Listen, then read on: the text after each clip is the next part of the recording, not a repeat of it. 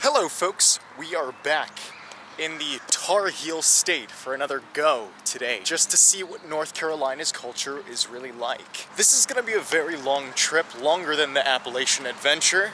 So for a state that we've already gone here before, I feel like 2 locations is a solid effort by us. So where are we in North Carolina today? Well, as you can see, there's this powerful looking building. So that only gives you one indication. We are in its capital city. Welcome to Raleigh.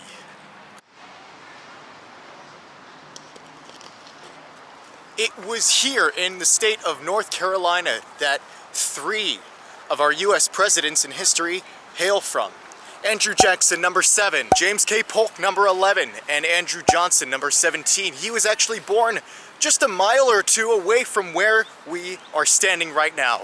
All 3 presidents have made lasting impacts on this country, for better or for worse. Now, Raleigh in North Carolina is not just the capital city. It is the 2nd largest city, only behind Charlotte, a huge city, that is. And between Raleigh and 2 neighboring cities of Durham and Chapel Hill, it is one of the fastest growing regions in all of the country. It's called the Research Triangle because a lot of science and technology jobs have made this area prosper with an immense population growth and huge economic opportunity for this area in central North Carolina. Well, what do we think of the North Carolina State Capitol building? Compared to some other Capitol buildings I've seen, it's rather small. It's got its structure, it's got its integrity, but nothing too ornate. Reminds me of the one we found in Maine, back in Augusta. A simple design, very blocky design, but it does the job. And of course, now that we've taken a good look at the exterior, let's see if we can get into the interior.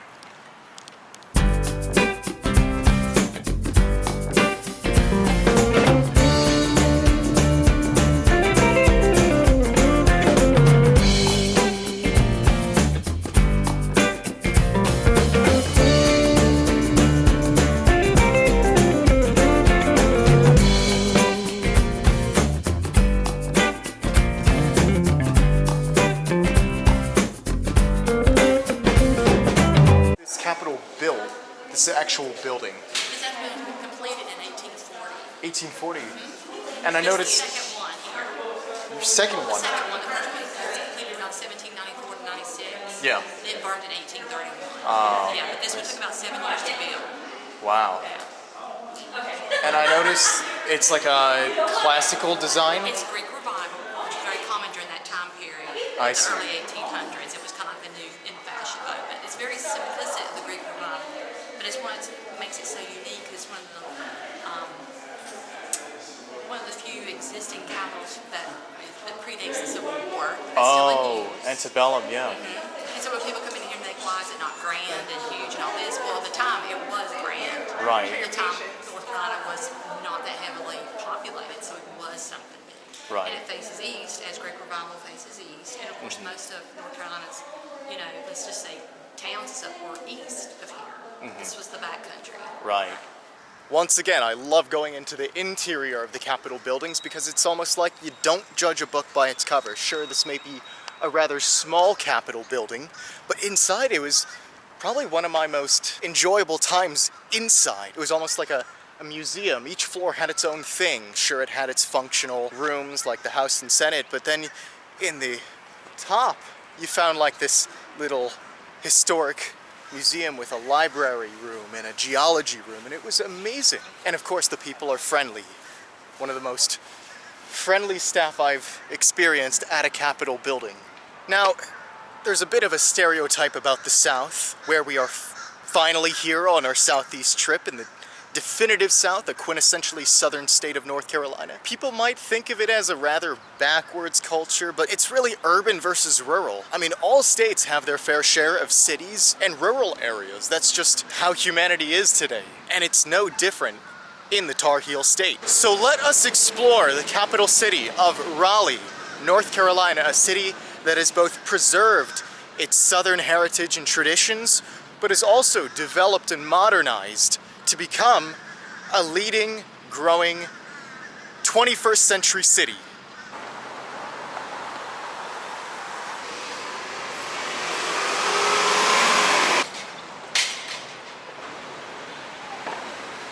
You'll see that Raleigh is a very modern city, as I've said, with these high-rise skyscrapers in the air. It's also a very orderly city. You'll see that the streets are on this grid-like pattern. And there's hardly any exceptions to that rule. It's a very grid-like city. And it was designed to be that way. Raleigh is a great example of one of America's earliest planned cities back in 1794. This location was chosen because it was a central location for all of North Carolina at that time to meet up here so that government operations could take place. See, this is a map of Raleigh, and everything's along this grid pattern. We are right here, and there's just lines vertically and horizontally everywhere. Raleigh also sits very close to the fall line. Now, the fall line is a geological phenomenon where the eastern foothills of the Appalachian Mountains turn into coastal lowland. And what happens is when the water from these foothills goes east, it drops and it goes into these lowlands along the coast. And what you get are these waterfalls all along the eastern part of the United States. And because these waterfalls and rapids were very useful for hydropower and all that, mills were set up all along. And so what happened was cities along the East Coast, you'll find many of these that you know of: Baltimore, Washington, Philadelphia, right here in Raleigh as well, that happen to sit along this fall line. A change of elevation, a simple feature of geography, can make all the difference in the development of human society. The South of the United States is very well known for its food, and thus far on this southeast trip I haven't really had a chance to indulge in anything, but now that we are in North Carolina, we ought to try something that is just pure North Carolinian.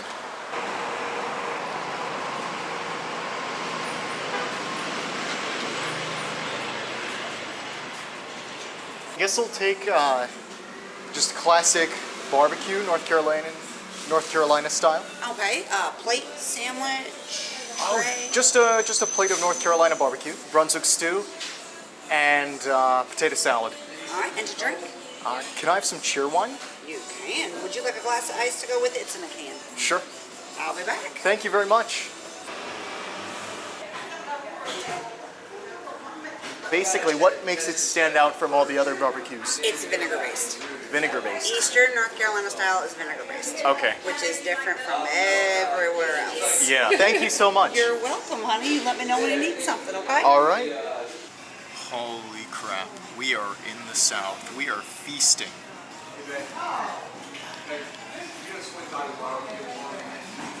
And the barbecue tastes amazing. We don't just have the North Carolina style barbecue, but we have a whole North Carolina feast. I mean, right here we have cheer wine, which is unofficially the state drink of North Carolina. Then we have Brunswick stew, which is a classic here in the South. We got the NC barbecue, which is vinegar-based. Potato salad, because I liked it. And we got the pork rinds. Oh yeah, it is so fascinating that in most southern states, they have their regional variety of barbecue. In North Carolina's case, as you heard, they put a vinaigrette on it. So hopefully, as we go to future southern states, we'll be able to find other types of barbecue.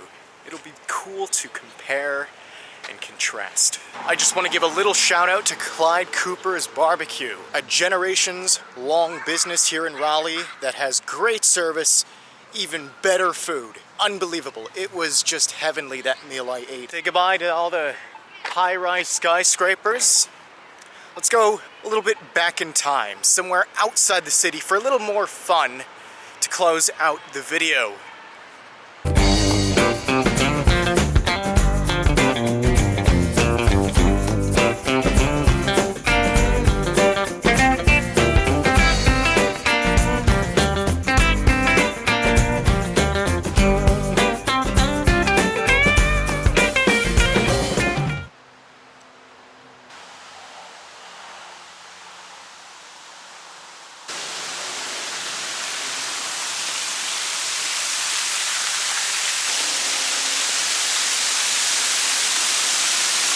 Getting back to the idea of the fall line that we discussed earlier in the video, it was the mills like these that harnessed the flow of the water around these areas, and especially here in Raleigh, for the purpose of generating power. Here at the historic Yates Mill, we can see just that. Well, a preservation of it. Thankfully, it's still there, at least it looks pretty, but just another example of what this area might have looked like back in the day, a couple hundred years ago. Nothing with these huge skyscrapers, but, you know, something humble like this. It is an undeniably beautiful idea that here in Raleigh, North Carolina, you can find the best of the old Southern heritage and then also the modern, lively city. So next time you want to think of the South as some backwards, podunk, hodgepodge area, no, think again. I mean, you could find cities all over the country just as modern as New York, Los Angeles, but here in the central Piedmont area of North Carolina, you can find Raleigh, a wondrously beautiful city full of charm. It is pretty nice that the weather's finally warm enough for us to really enjoy the splendor of nature. I mean, right now it just feels like a summer day where I'm from in the Northeast, but no, it's middle of April here in North Carolina. What more can I say, folks? Come to Raleigh. You'll not be disappointed with both the sights you'll see and the great Southern hospitality you will get from people. Even if this is an urban area, you'll still get it just as much. Sadly, we'll be leaving North Carolina, but that means we'll be getting to go to new states we have never seen. We're only going south from here, folks. New states, new culture. So with all that said, standing in front of the historic Yates Mill in the historic Yates Mill County Park here in Raleigh, North Carolina, eagerly awaiting our future endeavors here on the Southeast trip.